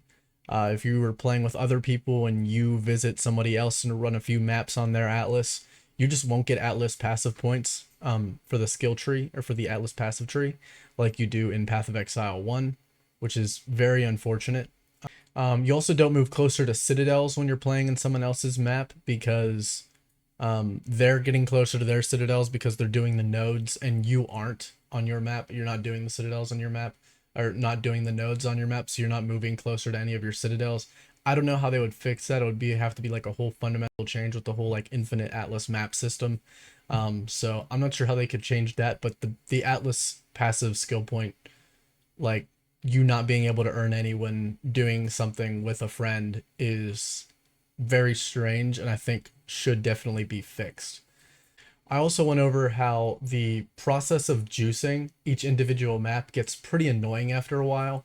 You need to slam it with exalts until 1 revive, then chaos it with an omen selected, then bone it to add desecration, then take it to Mr. Wormy's hop tub, then choose what desecration modifier you want, then throw 3 pots on it to make it delirious. And then, if you're super brave, you'll corrupt it to hopefully get it to tier 16, but most of the time, in my experience, it just screws up all your modifiers and cooks all the work you just did. yeah, that's kind of my thoughts on Endgame, and this is probably the most. This is probably the section of the podcast that is most negative, or we talk about needs the most work, and obviously, the devs see that, and that's why 0.4 is going to be a really big end game overhaul. So yeah, can't wait to see what they cook up and enjoy the rest of our discussion on this. Right. So, I have a lot to say. Um, Endgame was so I was for a time I had a sort of progression in my opinion about towers. For a time, I was like, oh, okay. I mean, towers really aren't that bad. They seem okay. And then I got like my first like triple overlap, and then my brain said, why would you ever not do a triple overlap? And it immediately like started causing the problem of like, all right, I need to travel to Tower 1 and then take the shortest path possible to Tower 2 and then do that again for Tower 3. And then I can put, like, now that all of the tablets are in and da da da, now I have like 15 to 20 maps that are like juiced to the moon and I can like enjoy my end game now. Like, now we're blasting. What that ended up being, especially for someone with like limited time, is like I could go multiple play sessions without juicing maps to the moon because I'm like spending time going to towers. And then also the maps, this is just a me thing, I think, but I think people could relate to this. I find it extremely boring how there's no speciation or speciation at all. Like when you juice towers to the moon, you have every mechanic that is currently in the game is on every single map. And that's just it just gets to the point where maps start to feel kind of like a chore. And it's also I think I'll hop off of towers and go more towards the point of like I think my number one thing for endgame that I think is lacking the most right now is the Atlas tree. And this is where I'm gonna say it's sort of a hot take. Um, at least maybe I'm not sure you'll fully agree based on what you said about other things. This episode, I think that the PoE1's Atlas, as it currently is, like the Atlas passive tree, is the best end game system of any game I have ever played in my entire life. It's better than World of Warcraft. It's better than Diablo 3. It's better than Diablo 2. It's better than Last Epoch. It's just better. It's better than it's better than Warframe. But I could sit and name games all day. I love PoE1's Atlas tree. Like when I was like a new player, it was like spooky and scary. And now that I'm more into it, I cannot imagine what PoE1 would be like if they just removed it or if they just made it like PoE2. I think the biggest problem that they're facing in the PoE2 endgame is that they didn't literally copy and paste the idea, like the concept of PoE1's Atlas tree and just go, there you go. I want one big intermingled thing tree where there's a ritual cluster here, a ritual cluster over here at the top, a ritual cluster at the bottom. And so if I want to specialize in ritual, I have to path to ritual. The way it is now where there's like a weird like this is the generic thing. You get 40 points and everyone gets these 40 points and then there's ritual, breach, expedition, uh delirium and like a yeah, everything has its own tree and it's just every single player if you touch ritual, which there's no reason not to right now, you touch ritual, you get ritual points and then so what it ends up being is that as you progress through the end game and you're like, oh, what's like Fubgun's ritual tree? What is he specializing in? What is Zizarin's ritual tree? Or not ritual, Atlas tree. What are they specializing in? And you just look at it and it's just everyone does ritual, everyone does breach, everyone does delirium, everyone does everything because there's everyone gets the same points. And like the concept of having breach points, I think defeats the point of the Atlas of like, making it your own. You can have two people playing the same patch of PoE1 and their map to map experience is literally like a different game. And I think that's what helps PoE1 be so replayable and be so interesting for people for as long as it has been. And it not being present in PoE2, I think, is the single biggest endgame problem. So I think 0. I hope, I pray to God, 0.4 combines the Atlas tree. It gets rid of all of the specific trees and just merges it into one big tree that you have to path around to get to where you're going. And then if they want to keep, like, I don't know, you could do this a couple of ways. You could start doing it the old way that they did it in PoE1, where it's like, how do you get your first Atlas tree? You do a white tier one, and then your second point is a blue tier one. Then your third point is a yellow tier one. And then you just like keep going up the tiers, and that's how you keep getting Atlas points and shit. And then like unique maps give their own Atlas points and yada yada. Same functionality in PoE2. If they want to keep it to where you get like points in corrupted nexuses or something, that's cool. But I think you can also just take like it doesn't have to be that complicated either.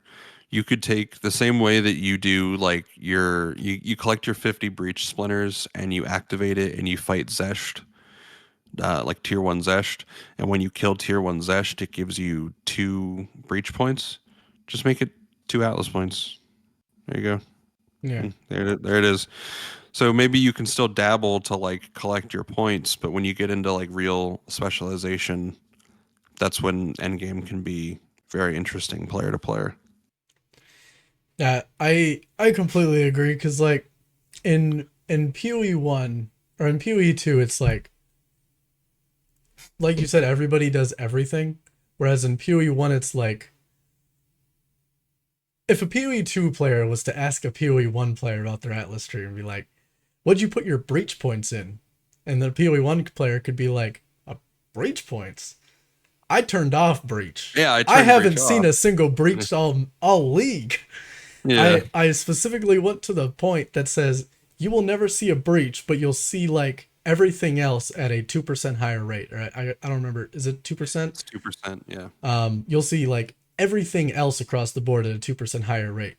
So every player, based on the kind of game that they want to play and the kind of mechanics that they enjoy out of all the mechanics in the game, will be like, okay, I turned off these 5 mechanics. Everything else is 10% more likely to come up on my maps. I just didn't want to play my character around these 5 mechanics this league. yes, yep. Um Don't want to do Delve this league. Just turn it off. yeah, I don't want to see Sulfite. I don't want to do Delve. I'm good. I'll just see everything else more and I'll never see a Delve all league. Um Whereas in PoE2 it's like everybody has 10 points in breach. Everybody spec'd into breach. Everybody spec'd into ritual. Everybody spec'd into everything. Nobody is unique at all. The most unique thing is the middle tree, which is like specifically the middle tree is probably the most PoE1 like the tree is, where it's like, oh yeah, I want to go to strong boxes. If I go to strong boxes, I might not be able to go up to what are those like explorers that are Mary on your spirits, yeah, yeah, uh, sure. rogue exiles. Anything like that, yeah. I went into like I spec'd over to essences and I spec'd up to rogue exiles. So I'll see rogue exiles and I'll see essences, but I won't have any of the strong box points. I won't have any of the the Asmiri spirits points. I won't have any, this and that. That's good. That's what I like. If we just had like however many points, like 50 more points, and then all 5 of the other mechanics were taken off the tree in their individual forms and put on the tree just like that, and then have the ability to also like turn them off permanently, because something I was thinking about that I definitely would have done is I would have turned off delirium because I distilled all my maps at a certain point. I started distilling them. Whenever you distill them, whenever you go into a map with a delirium mirror, Basically, turn it off anyway. yeah, it's basically off. There is no delirium mirror because the whole map is delirious. So why would I need that? I would just rather see 2% of like everything else.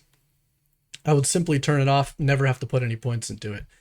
But like getting points for delirium because I did like the delirium bosses and things like that, it'd be like, I guess it doesn't really matter. I'm not going to see a lot of this. Like, and the things that do matter, I would have spec'd into anyway if I wanted to see them. But yeah, no, I completely agree. Everybody who plays PoE2 is like, maybe somebody's breach tree is slightly deviated from yours. It'll But change by like 2 points it or didn't something. matter. Like, you got 10 breach points, he got 10 breach points. You are not unique at all, Lopop. I And mean, like it doesn't feel good. yeah, I was gonna say like a difference. An example is like in the breach tree. There's one where the breaches open and close 50% faster, and then there's one where they open and close 50% slower. So it might change if you're like, oh, I'm a little piggy. My damage is shit. I want it to open and close slower because I'm so bad at this game. And then like Fubgun is like, I want it to close 50% faster because I'm blasting and one-shotting everything anyway. So I just want to like get this over with. Go, go, go. And that's about That's about the as most much unique different. thing you can do. There it goes. That's it. And everyone is still doing breach regardless. Yeah. So It wasn't like Fubgun turned off his breach because he would just rather do more of this and that yeah, instead of like breach. Yeah. And maybe it's a thing where it's like they don't feel like they have enough league mechanics to like start implementing a system where you can like turn them off. Because if you turn enough things off, you'll just see nothing. I don't know. I don't know what their logic perfect. is. Um, the game is perfect. Um, I have no special league mechanics, but I will see like 20 essences a map. W? Um, Dude, that's literally a strategy in PoE1. Like people can spec into essences and say, I don't want to see breach. I don't want to see abyss. I don't I want to just see want essences. anything. I just want to see essences, or I just want to see strong boxes. Like there's mono mechanic strategies in PoE1, and that's the thing. PoE1 has like 40 different end game strategies. Yeah. You have to be such a loser to have played all of them and been like, yeah, everything's just stale now. Like Yeah. there's no way for like an average It's like a person. different flavor every league. Like this league, I might Hmm. do a little bit of heist, like as an example. I ain't never doing heist, I'm but not doing heist. yeah, I'm nobody's good. doing heist. Nobody real ever did a heist. Certain people Um, are doing heists, but yeah, yeah, certain dumb people. yeah, Yeah, not to be toxic incorrect or people. anything. And yeah, um, but yeah, I would agree that probably the number one problem with Endgame is the Atlas passive tree. The number two problem, towers and how they were implemented, which they're mostly fixed now, but I assume they're going to be changing a lot more whenever 0.4 comes out. And they like fully rework the end game. I think this was just like a band-aid solution. Like this wasn't I'm sure this wasn't the whole thing that they had planned for 0.4.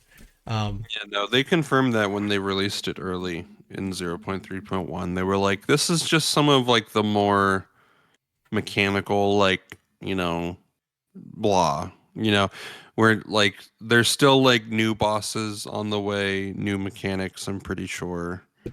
Uh maybe a new pinnacle, like maybe what, maybe Arbiter is gonna get another friend to play with. Because like in PoE 1, the very first few pinnacles were like Eater of Worlds and Searing Exarch. So there was like two of them. Yeah. We definitely have our like Searing Exarch with the Arbiter of Ash. We have our fire guy. We need our like other guy, our cold guy or something. Or ice guy.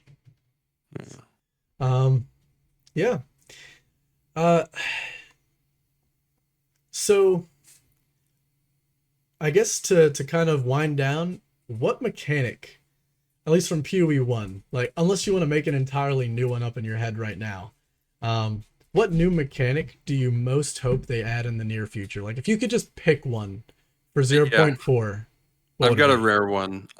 So I want to say there's a lot of like community theory that the next one is going to be Delve because in that one, I think the Isle of Kin in Act 4 of the story with all of those like little fucking dudes, you find a journal from Nico and you find a bunch of like voltaxic sulfite like things and you Yeah, like find the like a whole map broken is Delve down. themed. Yeah, the whole map is like Delve themed. So I don't know that I think if Delve does come to the game, and I also think there's a 100% chance that Delve is coming to the game. I think it'll be introduced in Act 4 in the future, but I'm not sure that that's going to be 0.4. I'm not going to make a prediction on what 0.4 will be. I have no idea. But if I could add one league into the game right now, and it's not even in PoE 1, it's like depreciated, like they like took it out, which is very sad. But I think it's perfect for PoE 2. I want Metamorph League. Metamorph in PoE 1, if you don't remember, is The one like with the you body could, parts from yes, with the body bosses. parts. You could get body parts from bosses and rares, and then you could go to your Metamorph chamber, throw in a heart, a lung, a brain, a rib cage, I think it was. I don't remember every single body part, but I think there was like 5 body parts. And so you throw in like the each like body part has modifiers. It has like this mob will have lightning storm, this mob will have blade flurry, but also like 80% more rarity on the items it drops or something. So it has like this is how difficult the creature will be. This is the reward you get from it was like on each body part. And then you throw the Hmm. 5 in, you create the monster, you fight like one big super boss, and then it Like a boom, loot Frankenstein. explosion. Yeah, you fight a Frankenstein big explosion of loot. Cool, fun. I think like the shit that I've seen people talk about in podcasts revolving PoE2. There's a lot of them, but the shit I've seen people talk about is just like is if PoE2 is supposed to be the more methodical, slower, better visual clarity, all of this Path of Exile game, if it's supposed to be slower, more meaningful combat, is every league mechanic just going to be here's 8,000 guys, kill them? Because Breach is just an explosion of monsters, Abyss is just an explosion of monsters, Delve will eventually just be an explosion of monsters where you're following a cart. It's all just kill a bunch of small dudes, but I thought the game was supposed to be more meaningful combat encounters like bosses and shit. I think we need a boss league mechanic and Metamorph would be that. So like Hmm. you kill the witch on her broom and she drops her heart as a Metamorph body part. You kill the like pirate captain dude with the giant anchor arm and like the cannon on his other arm from Act 4 and he drops his brain. You fight Yama the White and he drops his ribs or whatever. And you collect a whole bunch of bosses, you make the metamorph and then you fight it and just like in PoE 1 the metamorph would like transform into whatever boss or monster it was to use its move and then like morph back to like another form. So like if it's going to use a Yama move, it would like transform into Yama, do the move, hop back down from his staff, transform into the pirate guy, do like the big anchor slam, transform into the witch, fly around the room, you know. Do Yeah. you could just make like big super bosses where the content is like you're just fighting the boss and it's hard and probably you get more than one attempt because I would assume the appeal is that the boss would be hard enough that you can reasonably die pretty often. Um, but you get a whole bunch of loot from it, and like I think that would be I think that's what the game needs because right now the game is just kill little dudes, and I think there's not enough like bossing content. Yeah. I I I do find it funny that that's like it was in PoE 1 and now it's not in PoE 1 because like maybe it Big didn't bosses work weren't good enough. and it's like depreciated and they just didn't feel like yeah, it didn't work with the design of the game. But it's almost like the perfect I think it's perfect. kind of mechanic you could add to PoE 2. Hmm. Um and I definitely think that they should go that route. Like maybe it didn't work in PoE 1 because of the way that PoE 1 is, but Yeah, it PoE it one would map work in bosses are PoE just 2 for that exact glorified reason. rares. Yeah. Yeah. And in PoE2, Um, they were like, "Hey guys, we fixed bosses. They're good now." yeah. So The game is a lot more boss centric. So I do feel like that would be really good. For my answer to this question, uh, was Delve up until literally yesterday, where they, so you're gonna love this as a New okay. World lover. Oh yeah. So New World adopted more of like a ARPG style esque game philosophy, even though it still is very MMO. Um, and one of the things that they added was a new mode that's like very different from like the standard like dungeons or raids you would see in like a normal MMO. It's a new type of PvE content that's basically a roguelite. You and two other people, it can be any form. It doesn't have to be like the holy trinity of tank healer DPS. Um, you go in, you to a what what's the term for like dungeons that like Digitally generated. change? Yeah, procedural generated dungeons. Um, and you go in, you fight mobs, you get to a boss, and after you defeat the boss, everything gets harder, and you get some like loot that you will get whenever you're done.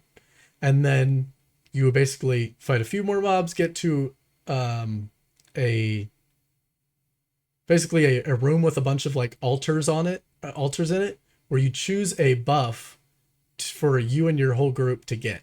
So it can be like, because you have no healer, you guys might want life steal, or like you can heal off of your attack. So I chose this on the first run that I did, where um my fire staff attacks were healing like a life staff would. So I was able to heal my allies and damage bosses with my fire staff attacks and abilities. Um, that's just an example. And then you would go to the next boss, you fight it, everything gets harder again, and you basically just keep going until you can't. Um, Things that can end your run prematurely will be like you go in as a group of 3, but you have 10 revives that you share between all of you. So if you die, you can only revive 10 times. Or you have to be done in 30 minutes. So you try and do as much as you can in 30 minutes, and as much as you feel like your team is like capable of doing in a run. So you might get like 3 bosses down, 4 bosses down. Maybe once everybody has like end game gear and they're all at max level, people will be like pushing for like 5 or 6 bosses. Who knows? I'm not sure what the exact like scaling numbers are on it, but I was thinking like we talked about this earlier in the conversation as well. PoE2, they kind of removed a little bit of community aspect. Not that it was like one that anybody liked. People kind of disliked the community aspect of the not asynchronous trading, but a way you could add it is by adding some sort of like group specific content, which PoE2 has basically none of. Like there's nothing that requires other players in PoE2. Um, and you could make it so that like the things are weaker when you're solo, but I just feel like there should be some sort of mechanic that would come in to, PoE2, where you and 2 other players, or as big as whatever group they want to make it, they can make it 2 players, um, go in and do some sort of group content. And the roguelite aspect, um, with like limited lives and stuff, and like if you don't think you can push on more, then you extract, and you can actually like keep all the rewards you got, and you get your rewards. If you like lose all 10 of your revives, or you hit the time limit, you basically leave with like none of the rewards. So it's like a survival roguelite. And I think that a mode that's that, or similar to some kind of theme like that with other players, would be very interesting for PoE2, considering the first game's been out for so long and there's no group content. Like I know I've heard that there used to be PvP in PoE1, And I don't I don't know if I'm a big fan of the idea of them ever adding PvP, but I think like group PvE would be really cool, and I just don't understand why they haven't added anything like So, that. like, I definitely think the universe, like, as in like the lore and everything, has the parts that you could just throw that together. Like, if I wanted to do that and I was on the PoE2 team, we have Izaro, the last Eternal Emperor, our goat, the Yeah, dude we do all the ascendancy from in the first game. His trial of the goddess is completely unused in PoE2. So they could even make it a PoE2 mechanic where we return to Izaro's labyrinth. And this time, instead of it being for ascendancy, we're basically like Tomb Raiders. And you enter as a group of players to basically progress through the labyrinth, do the puzzles, find the keys, get the loot, all of that, but have things like there's a gate for extra loot, right? Like there's a gate, and behind the gate, you see a bunch of chests, and these chests aren't like trivial. They're like, they actually give shit. Like, make them equivalent to like a researcher strongbox, or like they drop, yeah, weapons and blah, blah, blah. I'm basically saying they're meaningful, right? You have a chest, but it requires two switches that need to be activated within like a fucking hair of a second. So you need two players alive to be able to do it. But let's say each floor of the labyrinth, each player only gets one life. And so if you came in with a group of three and two of you died and you just have like a last man standing, he has to complete the floor to keep the run going. You lost access to like that loot.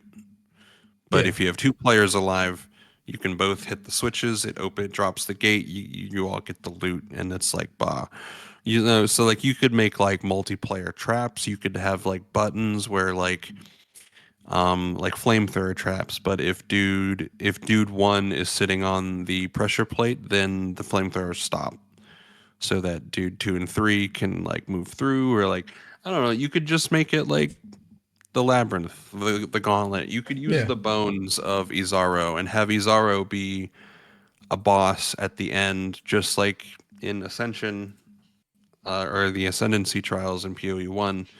Have him be a boss, and then I think also if it's going to be a whole league mechanic, I'd like to see like a T3 Izaro who's actually like very threatening yeah. with the same voice actor.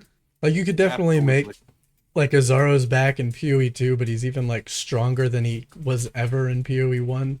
And like the whole idea is that you need a group. Like you can no longer, it can't be just you. It's not going to work. And like you were saying, there's like levers that you could do where two people have to activate it at once, or I mean, just like in how normal PoE1, there's like timed levers. But you could make it so that there is no way one person could hit both of these levers in that amount of time. Like you need your allies to be like there at the lever waiting so that you can get it within the time limit. Things like you said where you step on, things that turn off traps while somebody goes in and like gets the key, while the traps are off. Um, Other things like that would be really cool. Yeah, I just wanted to bring that up because it literally changed yesterday whenever I experienced it and I read all the feedback. It's probably the best feedback that the New World team has ever gotten for any mode or any feature added, and I was like, damn, people just really like a scaling roguelite with like survival extraction elements. Um that would be cool. Just copy and paste that shit into PoE2 somehow. But like some kind of group content would be very cool. Group PvE content. All right. Um what else? Yeah, is there anything else about the game you think we missed that we should talk about? No, that's about it. Asynchronous is goaded. Add Druid to the game. That's true. Copy paste PoE1 Atlas tree, please. At least the concept of it. Um, put Metamorph in the game, and then fuck it. Put a Put a Zaro in the game. Put the Trial of the Goddess in the game as a league mechanic. Yeah, I There do it think the is. the metamorph is a banger idea with the bosses. But yeah, what's your social security number and where can people find you? Um. Like, what's the So address? Like, what's the house yeah. The and same the as zip yours code? actually. Oh, Um. that's true. You can get a 2-for-1 deal if you come kill us. We're in the same house. In game, in game, in in game, game, in in game, game, in in game, in game. PvP, In PvP in the in Sarn game. encampment.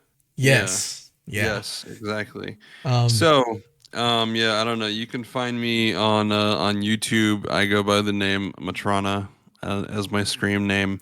I don't make Path of Exile content, so if you're here for Path of Exile content, then mm, I yeah. don't know. Why would they be here But for Path of Exile but content? if That's you really weird. yeah, I mean, I don't know. That's weird. But if you think I'm a chill dude, give me a subscribe, give me a like, a comment, all that fun stuff. It helps. And on a serious note, I am actually thinking about making Path of Exile content around when 3.27 comes out for PoE 1. I'm gonna try my first hand of like actually like covering it, reading the patch notes, giving a more like layman's perspective because a lot of PoE content creators are Leviathan overlords of the game who've played it for like thousands and thousands and thousands of hours, and I'm just a guy who likes the game.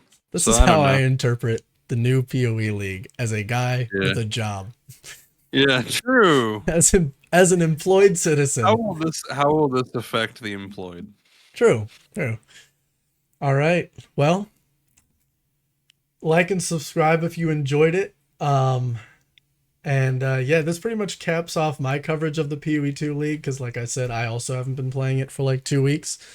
Um, I don't know if I'll play the PoE1 League. It kind of just depends on what the PoE1 League is and if I'm feeling it, as per usual with leagues. But I know that I'll definitely be playing PoE2 when like 0.4 comes out to see the new endgame and to see the Druid. Both of us are excited to play Druid, so we'll probably just be two different Druids, or maybe we'll just be the same exact build twice. Who knows? That'll be fun, huh? But yeah, but I'll stream it when that happens. Um, and yeah, I will see y'all in the next episode. Peace.